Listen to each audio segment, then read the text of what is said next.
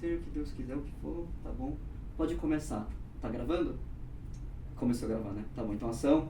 Vou fazer aqui uma pregação, uma palestra, falando sobre o cristão e a cultura. Essa imagem aqui é o símbolo do filme, eu peguei o símbolo dos filmes da Marvel, sabe? E escrevi aqui o cristão e a cultura. Tem um site que faz isso. Enfim, falar aqui sobre o cristão, como que o cristão deve encarar a cultura secular, ou o mundo lá fora, aquilo que está fora dos portões da igreja, fora do mundo religioso, como que nós, como cristãos, devemos nos relacionar com isso. Para começar, trazendo uma reflexão, assim, um questionamento, né? A pergunta que a gente começa é mais ou menos essa daqui. Tudo aquilo que vem do mundo é do diabo?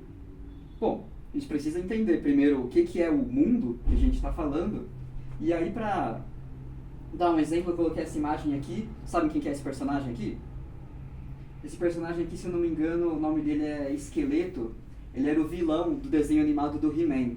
Meu pai assistia esse desenho quando era criança. E esse daqui era o vilão. E aí eu botei esse desenho aqui porque eu imagino assim uma cena meio clássica que acontecia bastante, que antigamente as crianças chegavam assim da escola e aí tinha um horário lá que as crianças corriam e sentavam na frente da TV para assistir o desenho que as crianças gostavam. E as crianças estavam lá assistindo, a garotada. E aí imagina que num determinado momento a mãe, que está lá na cozinha preparando a janta, ela chega lá, vai lá dar uma olhada na sala para ver o que as crianças estão assistindo, e é sempre na hora que tá aparecendo um bicho feio assim na tela. É sempre na hora que tem um bicho feio, e a mãe vê essa imagem aí na TV, e então a mãe, com todo amor, com todo carinho, olha para os filhos e diz assim, desliga isso daí que isso daí é do demônio. Então, bom, eu não estou falando que está certo ou que está errado, mas eu estou tentando trazer esse questionamento assim. Como é que a gente sabe o que é do demônio e o que não é? O que é bom, o que não é, o que a gente deve assistir, o que a gente não deve. Então eu estou tentando mostrar assim, trazer esse questionamento, né? Mostrar que é uma questão relevante. E aí, para avançar primeiro, quando a gente fala de mundo, a gente precisa entender exatamente, definir exatamente o que a gente quer dizer quando a gente fala do mundo. Em alguns contextos, chamado também de cultura secular ou de secularismo, que de modo geral se refere àquilo que está fora do contexto religioso. E, como nós sabemos, né, o primeiro lugar que a gente deve procurar informação é na Bíblia. Então vamos lá ver o que a Bíblia fala sobre o tal do mundo que existe lá fora. Será que é tudo do mal? Será que é tudo perigoso? Vamos ver. Um primeiro texto que alguém poderia lembrar é esse daqui, de 1 João, que diz assim: não amem esse mundo, nem as coisas que ele oferece, pois quando amam o mundo, o amor do Pai não está em vocês. Então, nesse texto, a princípio, João diz que nós não devemos amar o mundo. E alguém que olhasse só esse texto poderia facilmente concluir que nós devemos evitar tudo aquilo que está lá fora da igreja, que tudo aquilo que vem de fora é perigoso, é ruim de alguma forma. Porém, a questão pode ser mais complexa do que parece a princípio. Por quê? Vamos comparar com esse outro texto famoso de João também, que diz: porque Deus amou tanto o mundo que deu seu Filho único para que todo que nele crer não pereça, mas tenha vida eterna.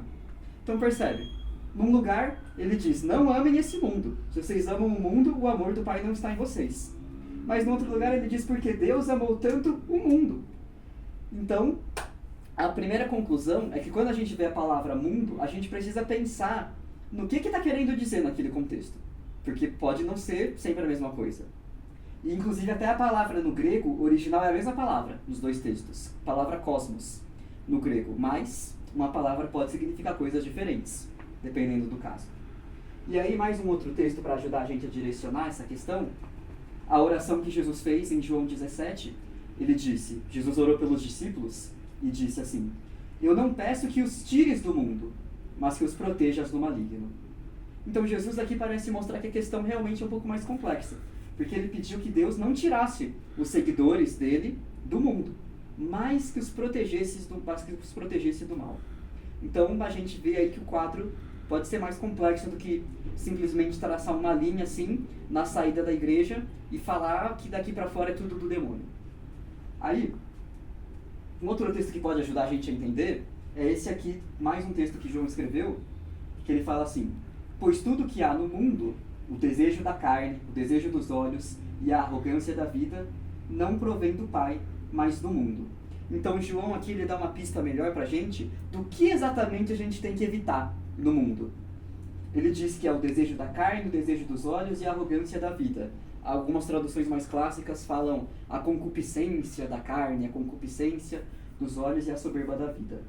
Mas, de modo geral, ele identifica aqui coisas que seriam o desejo pelos prazeres físicos, o desejo pela ganância, por aquilo que a gente vê, e a arrogância, o orgulho.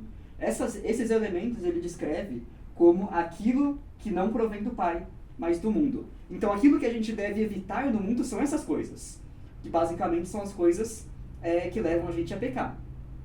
O que a gente deve evitar no mundo é aquilo que nos leva ao pecado. Então, agora a gente pode perguntar, digamos assim, mas será que da porta da igreja para fora, será que está tudo contaminado por essas coisas, pela concupiscência, pelo desejo da carne, pelo desejo dos olhos? Será que tudo que existe lá fora no mundo está contaminado por essas coisas? Pode até estar afetado, como tudo foi afetado pelo pecado, né, depois que o pecado entrou no mundo. Porém, a coisa pode ser mais complexa do que simplesmente jogar tudo fora, né? E aí, para avançar nesse tema, eu vou falar um pouco sobre uma coisa que eu ouvi no CAUS. O CAUS, para quem não conhece, é o Congresso dos Adventistas das Universidades Seculares. É um congresso universitário, tipo um acampamento que tem do Ministério dos Universitários Adventistas. Eu participei ali da 10ª edição. O tema era sobre ser sal fora do saleiro, e teve várias palestras lá. E, enfim, eu estou falando isso aqui porque teve uma das palestras que teve nesse congresso, foi justamente... O tema da palestra, se não me engano, era coisas que eu queria que tivessem me falado quando eu entrei na igreja. Era um pastor que estava lá com a gente, e ele contou lá várias coisas que ele queria, se ele pudesse voltar no tempo, né? Ele gostaria de ter ouvido quando ele entrou na igreja. E uma dessas coisas que ele queria ter ouvido era justamente essa daqui. Que a cultura secular, lá fora, a cultura não é do diabo, totalmente. A cultura é a arena onde as ideias de Deus e do diabo se enfrentam. Ou seja, na cultura lá fora, nós temos coisas boas e coisas ruins. Um certo tipo, né, digamos assim, num conflito, batalhando pelo terreno lá. E eu coloquei essa frase do pastor aqui, não como se eu considere que isso prova alguma coisa, definitivamente, mas porque essa é a ideia que vai meio que guiar a nossa conversa aqui hoje. E eu vou meio que explorar, então, como que nós podemos fazer, como que nós podemos discernir, como que nós podemos enxergar, como que nós podemos separar aquilo que é bom e aquilo que é ruim nas coisas que estão lá fora. Isso é uma coisa que eu acho que é importante, que a gente devia conversar mais sobre isso, né, com os nossos jovens. Acredito que é uma coisa muito importante. E aí, para começar, para dar mais um exemplo, falar resumidamente sobre a história de Epimênides. É uma história que eu gosto bastante. E é uma história que não está na Bíblia, mas ela faz uma conexão que tem muito a ver com essa conversa que a gente está tendo aqui. Basicamente, tentando resumir bastante, Epimênides foi um cidadão que viveu lá na região do Mar Mediterrâneo, uns 600 anos antes de Cristo, e naquela época, lá na cidade de Atenas, eles estavam tendo um problema com uma praga, tipo uma pandemia, que estava lá morrendo muita gente e tudo mais. Eles não estavam conseguindo resolver, e naquela época, eles achavam que esse tipo de coisa era um castigo dos deuses, normalmente.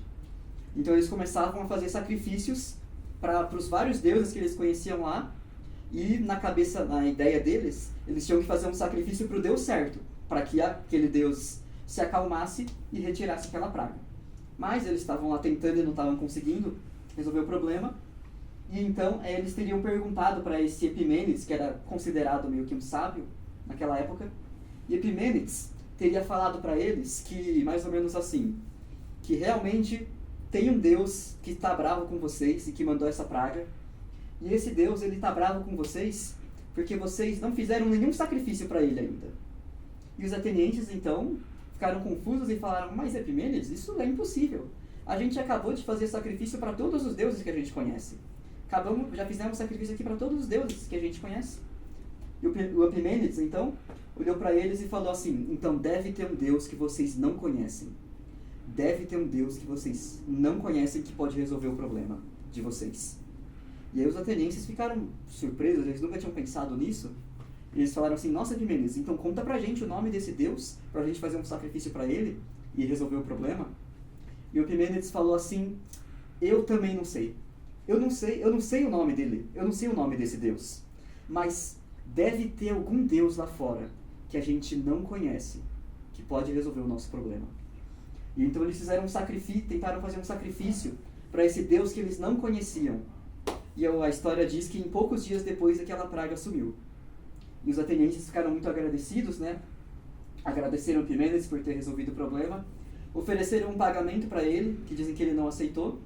Mas no final, os atenienses falaram assim: olha, Epimênides, valeu, você resolveu aqui o nosso problema. Só que agora falta só um detalhezinho para a gente fechar tudo, que é o seguinte: aqui em Atenas, como a gente adora muitos deuses diferentes, sempre que a gente faz um altar, a gente escreve no altar o nome daquele deus, do deus que a gente está fazendo, né? A gente escreve, por exemplo, altar para Zeus. Mas, Epimênides, por que a gente escreve no altar de um deus que a gente não sabe o nome? E o Epimênides pensou um pouco e falou assim: já sei, anota aí, 2 palavrinhas, agnosto theo, que no grego significa ao Deus desconhecido. E assim, eles fizeram lá em Atenas um altar para um Deus que eles não conheciam, mais ou menos 600 anos antes de Cristo. E o que acontece? Essa história, como eu falei, ela não está na Bíblia, o nome de Epimênides não aparece em nenhum lugar na Bíblia, mas a Bíblia fala que 6 séculos depois dessa época, chegou lá na cidade de Atenas um cidadão chamado Paulo. E Paulo chegou lá em Atenas com o objetivo de falar para aquelas pessoas que todas aquelas centenas de deuses que eles tinham lá não valia nada, que só existia um Deus de verdade. Uma missão impossível, aparentemente. Mas Paulo, a Bíblia fala que Paulo foi para o Areópago, que era o lugar onde os atenienses faziam as discussões filosóficas deles, e Paulo fez um discurso, e a Bíblia fala que Paulo começou o discurso dele, e Paulo disse assim: homens de Atenas, eu vejo que em todos os aspectos vocês são muito religiosos, pois enquanto eu andava pela cidade, eu reparei nos seus diversos altares, e um deles trazia a seguinte inscrição: ao Deus desconhecido. E Paulo fala: esse Deus que vocês adoram sem conhecer é exatamente aquele que eu anuncio para vocês hoje. Ou seja, Paulo começou o discurso dele falando sobre aquele altar para o Deus desconhecido, que agora não seria mais desconhecido. A partir daquele dia, Paulo trouxe a notícia sobre o nome desse Deus. E agora o que acontece? Será que Paulo conhecia essa história de Epimênides que aconteceu 600 anos antes? Na verdade, a Bíblia indica que sim. Paulo conhecia, ou seja, Paulo conhecia essa história, e Paulo conhecia muito da cultura grega, porque, primeiro, mais pra frente, durante o discurso que Paulo fez lá em Atenas, Paulo começa a falar sobre esse Deus que ele estava anunciando, de como esse Deus tinha criado o mundo todo e todos os povos. E ele fala assim, Paulo disse: Deus fez isso para que os homens o buscassem, e talvez, tateando, pudessem encontrá-lo, embora não esteja longe de cada um de nós. Pois nele vivemos, nos movemos e existimos, como disseram alguns dos poetas de vocês. Também somos descendência dele. Então, no discurso que Paulo faz em Atenas, apresentando esse Deus que ele acreditava, Paulo ele cita um verso, e ele diz: pois nele vivemos, nos movemos e existimos, como disseram alguns dos poetas de vocês. Então, Paulo, ele cita esse texto, que ele atribui a algum poeta grego, aos poetas gregos, e ele diz que esse texto estava trazendo alguma informação sobre o Deus verdadeiro, que ele estava anunciando. Esse verso que diz: pois nele vivemos, nos movemos e existimos. E em outro momento, quando Paulo escreve a carta para Tito, Paulo comenta sobre os habitantes da ilha de Creta, e ele diz assim: até mesmo um deles, um profeta nascido em Creta, disse: os cretenses são mentirosos, animais cruéis e comilões preguiçosos. Então Paulo, escrevendo essa carta, ele diz que teve um profeta, quer dizer, um mensageiro de Deus, nascido lá na ilha de Creta, que disse essa frase aqui, que os cretenses são mentirosos, animais cruéis e comilões preguiçosos. E aí, do começo até o fim da Bíblia, a gente não tem mais nenhuma informação sobre esse tal desse profeta que teria nascido lá na ilha de Creta, ou sobre esse texto esses 2 versos que Paulo cita, atribuindo aos poetas gregos. Porém, se a gente fizer uma pesquisa rápida no Google, a gente encontra com bastante facilidade que esses dois versos que estão em negrito aqui, que Paulo citou da poesia grega, são trechos de poesia grega de Epimênides, atribuída a Epimênides. Ali tem uma imagem que eu peguei da Wikipédia, que é a poesia grega, e ao lado a tradução. A tradução em inglês seria mais ou menos assim: eles fizeram uma tumba para você, santo e altíssimo, os cretenses sempre mentirosos, bestas cruéis e comilões preguiçosos. Aqui o verso que ele cita em Tito. E depois ele fala: mas você não está morto, você vive e existe para sempre, porque em ti nós vivemos e nos movemos e existimos. Esse é o verso que ele citou no discurso de Atenas. Então Paulo estava citando poesia grega de Epimênides, e mais, Paulo disse que Epimênides foi um profeta, um mensageiro de Deus. Alguém que nasceu e viveu totalmente isolado de todo o contexto bíblico, judaico, cristão. Alguém que viveu totalmente assim no meio do nada, mas que Paulo chama de profeta. Que a gente nem sabe como que Deus se manifestou, como que Deus se revelou para ele, mas de alguma forma Deus se revelou para Epimênides. Por que eu coloquei isso aqui?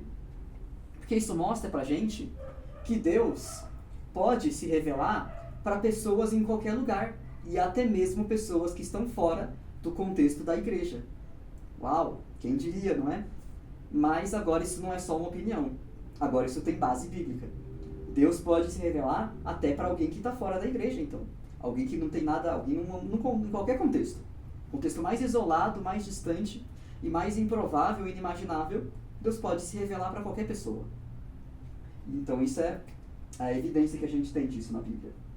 E aí, quando a gente olha os poemas que Epimênides, esses poemas gregos, né, atribuídos a Epimênides, muitas vezes ele usa o nome Zeus para se referir a Deus. E quando a gente ouve a palavra Zeus, normalmente a gente tem uma ideia de um deus do trovão, um barbudo, assim, que aparece muitas vezes nos filmes e nos videogames até.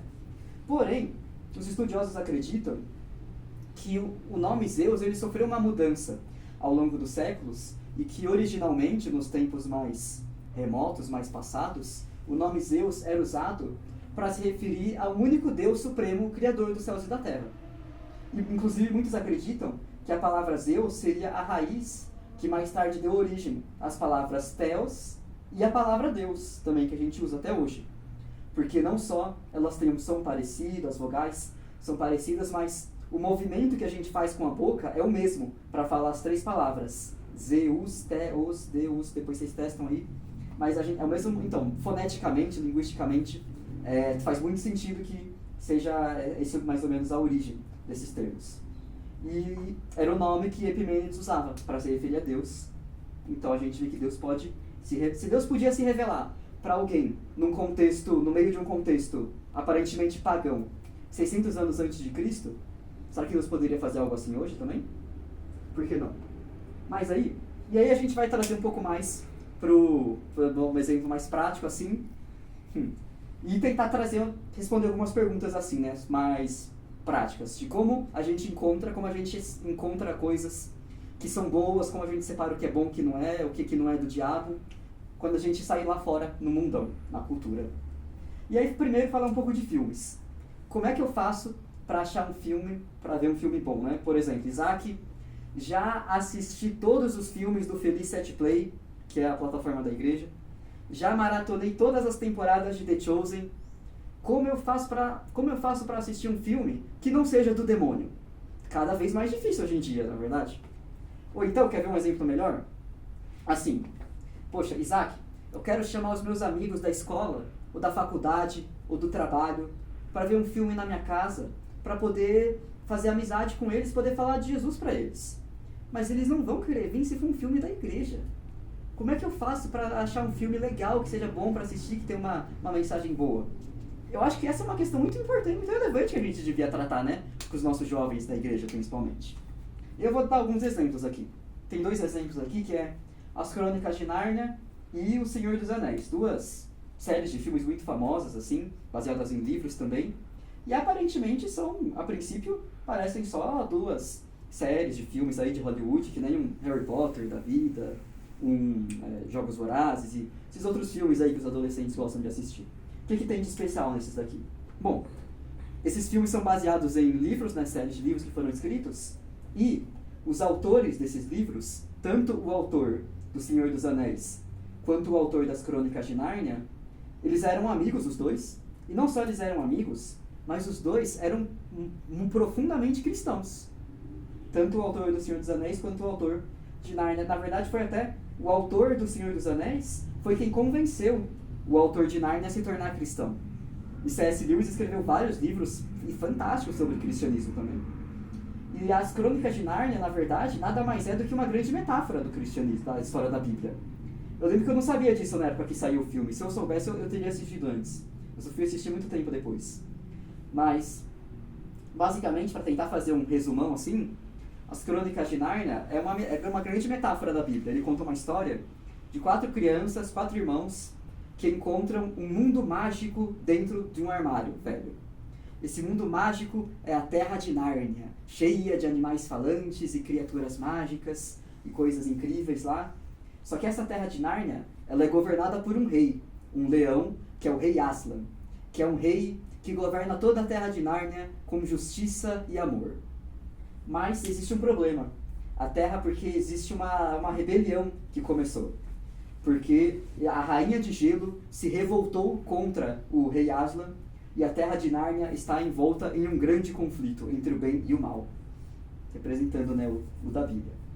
E aí tem até uma parte que uma das crianças, ele acaba traindo o rei Aslan, ele acaba se juntando com a Rainha de Gelo, e depois ele acaba sendo preso pela Rainha de Gelo, mas o rei Aslan vai atrás e resgata esse garoto, e depois que ele resgata o garoto, a Rainha de Gelo vai atrás e fala assim, opa, mas espera aí, esse garoto aí que você salvou, ele é um traidor, ele quebrou a lei de Nárnia, então pela lei ele tem que morrer. E o rei Aslan fala assim, ah é? Então tá bom, então eu morro no lugar dele. E o rei Aslan, o rei da Terra de Nárnia, se sacrifica e morre para pagar a dívida do humano transgressor. E mais depois, adivinha, o rei Aslan ressuscita e derrota a rainha do mal e salva o dia. Então, simplesmente uma grande metáfora da Bíblia. O Senhor dos Anéis, por incrível que pareça, também é inspirado na Bíblia, só que de uma forma mais sutil, assim. Não é tão direto quanto em Nárnia, mas também o autor usa muitas ideias, assim, de temas da Bíblia como conflito entre o bem e o mal. Então, esse é o tipo de coisa que dá pra gente aproveitar e, como sempre, separar, né? Olhar aquilo que é bom e aquilo que é ruim. Então, esse é o que eu queria falar sobre filmes. E aí, a seguir, esse daqui é um exemplo interessante que eu achei no YouTube, eu achei legal compartilhar, que é o seguinte. Eu assisto vários vídeos no YouTube, de vez em quando eu assisto o vídeo desse pastor Rodrigo, não é Rodrigo Silva, é um outro pastor Rodrigo Mocelin. Ele, não sei se vocês conhecem, mas ele não é adventista, ele é de outra denominação cristã, mas eu gosto bastante de ver os vídeos dele, porque eu vejo que ele faz assim um trabalho bastante sério e uma análise bastante honesta da Bíblia, então eu gosto de ver as opiniões dele sobre várias coisas. E eu vi esse vídeo dele que eu achei muito interessante. O que ele fala? Nesse vídeo aqui ele conta que lá na igreja que ele cuida, um dia, no final do culto, uma irmã lá da igreja quis falar com ele, e a irmã chegou assim, desesperada, e falou assim, pastor, socorro, me ajuda, você não acredita. Pastor, o meu filho estava em casa, meu filho estava assistindo um desenho animado lá da Netflix, que ele gostava de ver, e aí, de repente, eu fui lá na sala para ver o desenho que meu filho estava assistindo, e pastor, você não acredita. Apareceu o demônio no desenho do meu filho, pastor. Misericórdia, eu não acredito nisso. Isso é o fim do mundo mesmo. É o apocalipse mesmo. O que estão fazendo com as nossas crianças, pastor? Apareceu o demônio no desenho do meu filho. E o pastor, então, quando ele ouviu isso, ele disse que ele ficou curioso. Falou, caramba, deixa eu dar uma olhada nisso para ver o que está acontecendo. E o pastor foi lá e ele assistiu o desenho. O desenho, esse tal de desenho Cuphead, o nome. E o que acontece? Resumindo, no desenho tem esses 2 meninos com cabeça de xícara. Eles são 2 irmãos, são os protagonistas do desenho. E o desenho fala sobre várias aventuras deles lá no mundo do desenho animado, né? E o que acontece? Existe um episódio específico onde realmente aparece o diabo no desenho. O diabo aparece como esse bicho aqui, preto, chifrudo, malvado.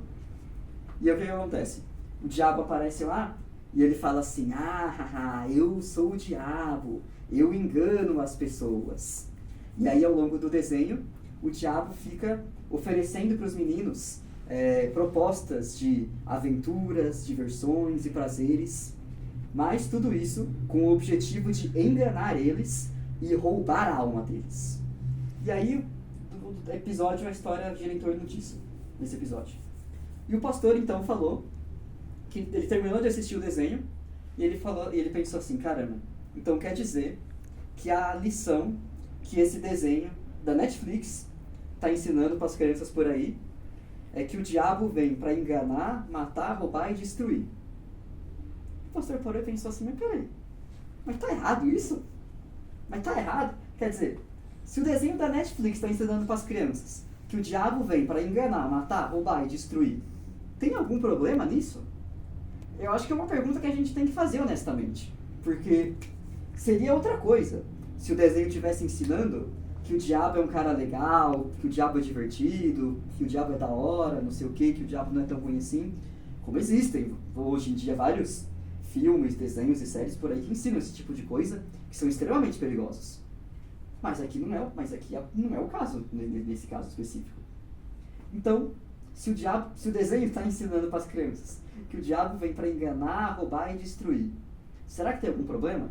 E alguém poderia falar assim, Isaac, mas melhor a Netflix não falar disso, porque quem tem que ensinar isso para as crianças não é a Netflix, quem tem que ensinar isso é a igreja. Porque a Netflix não vai ensinar isso direito. Vai ter alguma coisa errada ali, não sei o que. Bom, eu concordo que acho que a Netflix nunca vai ensinar teologia também quanto a igreja, né? Mas, eu penso assim, imagina uma criança que cresceu fora da igreja. Uma criança que não aprendeu sobre a Bíblia em casa. Mas a criança assistiu esse desenho da Netflix.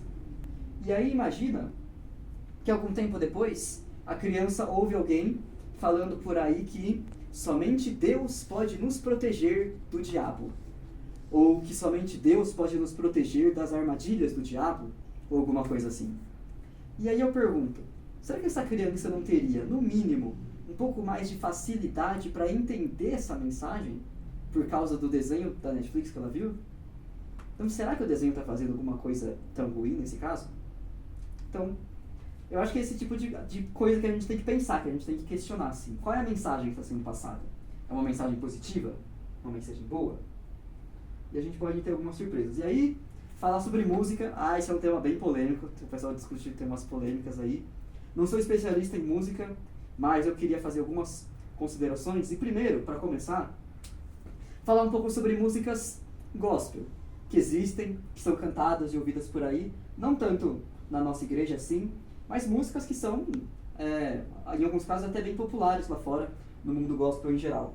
Músicas, por exemplo, que falam assim, adorar é o que sei, adorar é o que sou, nada pode calar um adorador. Não existem prisões que contenham a voz de quem te adora, ó Senhor.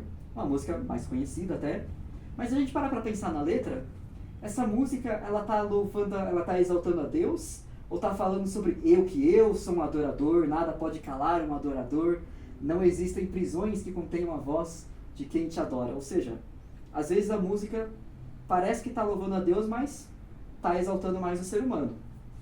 E outras também.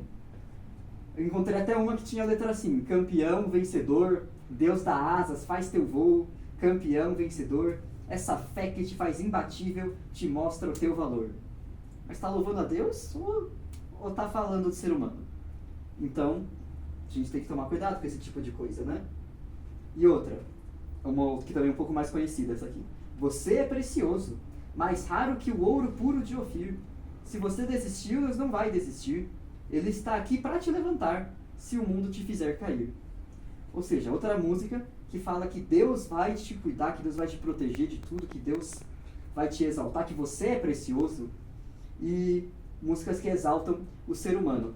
E o que chama bastante a minha atenção é que todas essas músicas aqui são músicas que quando a gente ouve, eu acredito que a gente tem a sensação, intuitivamente, de que tem cara de música gospel. Porque a gente está acostumado, culturalmente, com músicas gospel que tem um certo estilo específico. Agora, acho que não é simplesmente um estilo musical específico que torne uma música adequada, né? Uma música adequada para louvar a Deus. Então a gente não pode julgar uma música só pelo ritmo ou só pela letra, a gente tem que considerar toda a questão do quadro mais amplo, né? Não é tudo que parece música boa para louvar que é uma música boa e vice-versa. E aí, deixa eu ver que eu nem lembro o que vem depois. Ah, tá. Sim, aí agora essa parte é interessante. E aí, como eu falei, eu não sou especialista, mas quando eu vejo as pessoas discutindo assim sobre essa questão de música, essa música pode, essa música não pode, não é boa, não sei. Eu vejo várias pessoas, de vez em quando, falando assim, várias pessoas usam um discurso assim, acho que a gente não deve usar um estilo musical X ou um instrumento musical Y na igreja, porque ele tem uma origem mundana.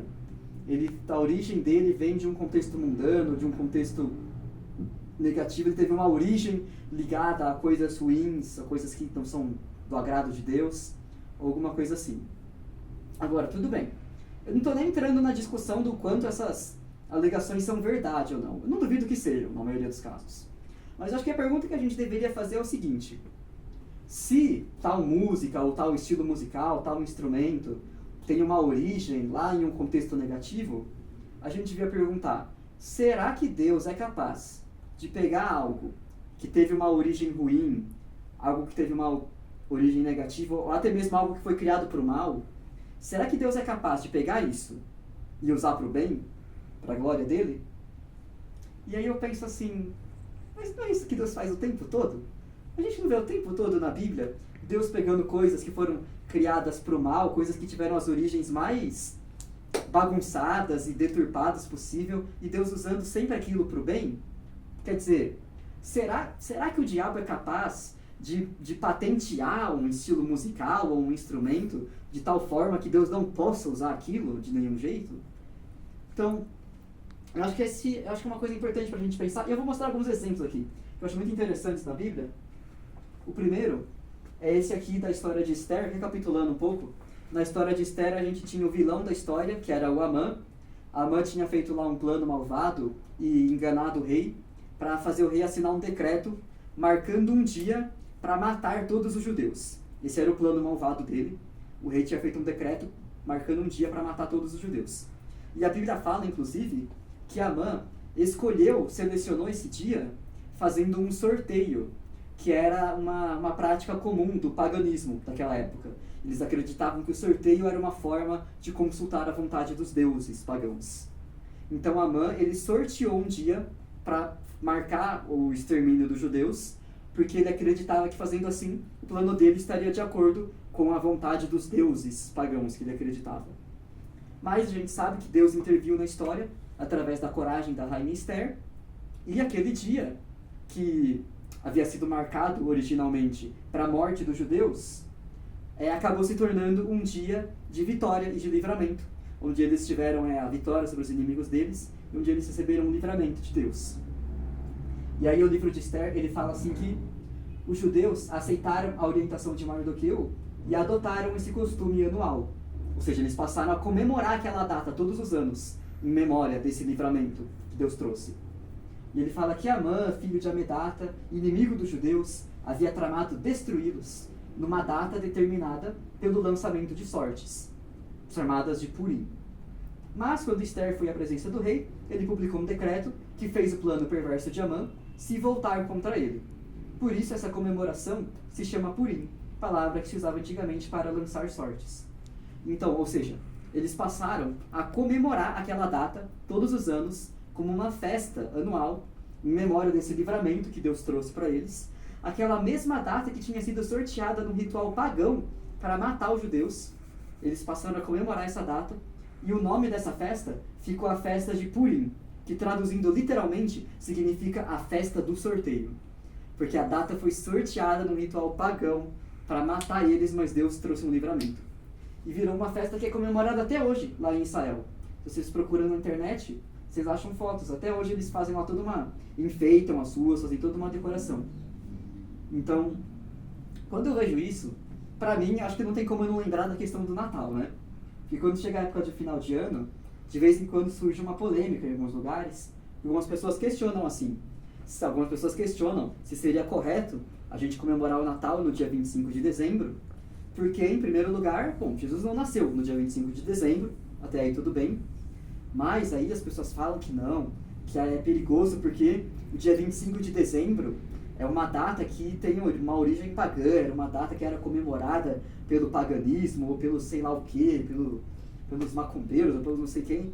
Era uma data que tinha uma origem pagã, e por isso a gente não deveria comemorar o Natal. E aí eu penso, né? Mas será que a gente pegar uma data como 25 de dezembro, que digamos que tem uma origem pagã, e usar para comemorar o nascimento de Jesus, será que não é exatamente o mesmo princípio do que acontece na história de Esther? Que eles passaram a comemorar aquela data lá? Enfim. E aí um outro exemplo, também um pouco parecido, é na história de Jonas. Recapitulando também, Jonas ele foi chamado por Deus para ir pregar lá em Nínive, mas Jonas não quis ir. E Jonas foi lá e subiu num barco para tentar ir para outro lugar. Só que começou uma tempestade lá no barco, e os marinheiros lá estavam com medo do barco afundar. E eles falaram assim, os marinheiros falaram assim, essa tempestade só pode ser um castigo dos deuses. Alguém aqui nesse barco fez alguma coisa errada e os deuses querem afundar o nosso barco para matar essa pessoa. E então, nessa hora o livro de Jonas fala assim, então a tripulação tirou sortes para ver qual deles havia ofendido os deuses e causado a terrível tempestade. Quando tiraram as sortes, elas indicaram que Jonas era o culpado. Então, Jonas estava lá no barco, a tempestade estava ameaçando afundar, e eles tinham essa ideia, né? Alguém aqui deve ter feito alguma coisa errada, e os deuses querem afundar o barco para matar essa pessoa. Agora, como descobrir quem é o culpado? Os marinheiros fizeram um sorteio, seguindo a mesma ideia, a mesma tradição pagã, do sorteio como a forma de consultar a vontade dos deuses. E aí eles sortearam, e o sorteado foi justamente o Jonas. E a gente sabe o que aconteceu, né? Que depois eles jogaram o Jonas no mar, veio o peixe, engoliu o Jonas, e a história continuou. Agora, eu acho que todos nós já conhecemos, já lemos e já ouvimos essa história várias vezes, mas talvez a gente não tenha parado para pensar nas implicações desse detalhe aqui. Só que, porque para mim é uma das partes mais significativas do livro de Jonas. Porque aqui a gente tem um relato claro de Deus agindo em resposta a um ritual pagão. Ou de Deus usando até mesmo um ritual pagão, como aquele sorteio, para cumprir a vontade dele. Eu acho que todos nós, quando ouvimos essa história, a gente imediatamente entendeu que não foi por acaso, não foi por sorte, nem por azar que o Jonas foi sorteado ali. Claramente Deus estava guiando a história para que tivesse o fim que teve. Então a gente vê Deus usando até mesmo um ritual pagão de sorteio para cumprir a vontade dele. Então, se Deus pode usar até mesmo um ritual pagão de sorteio como aquele, será que ele não poderia usar um instrumento musical ou um ritmo musical um pouco diferente, por causa da pessoa que inventou? Então, esse tipo de coisa que eu acho que é importante a gente pensar, né? Cada um refletir e tirar suas próprias conclusões. E aí... sim. E aí mais uma coisa sobre esse tema. Tem vários aspectos que a gente poderia abordar, é um tema muito amplo, eu estou longe de ser especialista nisso, mas uma coisa que eu escolhi trazer é o seguinte. Alguém, mesmo independentemente, no final das contas a gente poderia pensar assim, Isaac, eu acho que a gente não deve usar músicas que tenham uma origem secular dentro da igreja. Porque a gente não deve usar músicas ligadas a coisas de fora da igreja. Isso é uma ideia que a gente poderia tentar usar. E a gente poderia então resolver. A gente poderia então decidir que a gente não quer usar mais músicas ligadas a coisas do mundo dentro da igreja. E aí a gente poderia discutir então quais seriam os detalhes, qual seria o critério, e poderíamos pensar, será que sobraria alguma música no final? Não sei. Mas eu vou mostrar só aqui algumas músicas que a gente com certeza teria que jogar fora, se a gente fosse tirar as músicas ligadas a coisas mundanas. A primeira música da lista é uma música que foi criada pelas tropas da Guerra Civil Americana. Era uma música cantada pelas tropas lá na Guerra Civil Americana. O nome original da música é Hino de Batalha da República. Então, se a gente quisesse tirar as músicas do mundo de dentro da igreja, a gente com certeza não deveria usar uma música como essa, que vem lá da Guerra civil americana. Porém, essa música ainda é bastante popular na igreja até hoje. O nome dela em português é Vencendo Vem Jesus. Vencendo Vem Jesus. No original, era Hino de Batalha da República. Então a pergunta é, queremos tirar as músicas mundanas da igreja? Se sim, essa daqui é a primeira. Agora, se não, o que acontece, em muitos casos, é que muitas pessoas lá fora, que dizem que querem tirar as músicas mundanas da igreja, na verdade querem tirar aquilo que parece mundano para o gosto deles. E aí vira uma questão de gosto pessoal, porque gosto cada um tem o seu. Então a gente não pode julgar, a gente precisa ter um critério justo. Se for para tirar as músicas que vêm do mundo, temos aqui a primeira da lista. Vou mostrar para vocês a segunda da lista. Uma música bem conhecida também, um pouco mais recente, essa. A música Aleluia. É aquela famosa mesmo. Aquela Aleluia, Aleluia. Então, o que acontece? Essa música, que já foi cantada várias vezes, até lá na igreja, ela é a adaptação de uma música originalmente em inglês. Só que muitas pessoas não sabem que a música original em inglês não é uma música gospel, é uma música romântica. Não sei se vocês sabiam, mas até hoje todo mundo que eu falei na igreja ninguém sabia. Eu acho incrível, o pessoal só presta atenção na parte do Aleluia quando ouve a música em inglês, e o resto o pessoal acha que deve estar falando alguma coisa de Deus e segue o barco. Mas não é. Inclusive eu vou mostrar aqui para vocês a letra da música original, porque eu acho que é um caso bem interessante isso daqui. Essa daqui é a letra original da música. Ela já foi cantada em várias versões diferentes ao longo dos anos. Inclusive uma das versões mais populares é de uma banda de rock internacional, que é uma das bandas favoritas do pastor Rodrigo Silva. Uma curiosidadezinha para vocês só. Mas a letra, eu botei aqui a letra original em inglês, vou falar a tradução para vocês aqui. A música começa e fala assim: eu ouvi dizer que havia um acorde secreto que Davi tocou e agradou ao Senhor. Mas você não liga muito para a música, não é? Bom, ele é assim: um sol, um lá, ele fala o nome de duas notas musicais ali, e depois a pequena queda ou pequena descida, a grande ascensão, o rei atônito compondo Aleluia. A música faz referência a temas bíblicos, mas olha só a segunda estrofe. Fala assim: a sua fé era forte, mas você precisava de provas. Você viu ela tomando banho do telhado. História de Davi e Batseba. A beleza dela e a luz da lua te derrubaram. E ela te amarrou na cadeira da cozinha, ela quebrou seu trono e cortou seu cabelo, alusão à história de Sansão, e dos seus lábios ela tirou o aleluia. Aleluia, aleluia. Olha a última estrofe. Diz assim: talvez tenha um Deus lá em cima. Olha isso. Talvez tenha um Deus lá em cima. Mas tudo que eu já aprendi do amor foi como atirar em alguém que sacou antes que você. Como em um duelo, assim. E não é um grito que você ouve de noite, não é alguém que viu a luz. É um frio e um quebrado aleluia. Aleluia, aleluia. E acaba a música. Então, com certeza não é algo que a gente cantaria na igreja desse jeito.